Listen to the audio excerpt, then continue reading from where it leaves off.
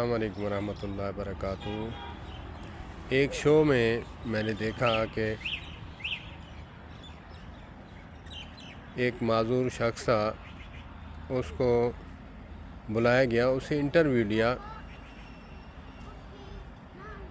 تو اسے انٹرویو لیا گیا کہ ویل چیئر نہیں تھی، اس سے پہلے تمہارے ساتھ کیا بیتتی تھی، اپنے بارے کچھ بتاؤ۔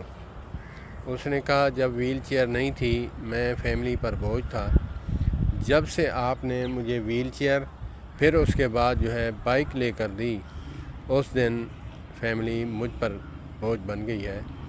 میں تقریباً اس نے کہا کہ مہینے کا 25-30 ہزار کما کے لاتا ہوں، گھر بھی چلا رہا ہوں اور اپنا گزارا بھی کر رہا ہوں۔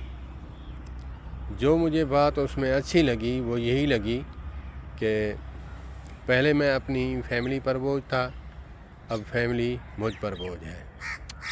اللہ پاک سب کو صحت والی لمبی زندگی عطا فرمائے۔ والسلام علیکم ورحمۃ اللہ۔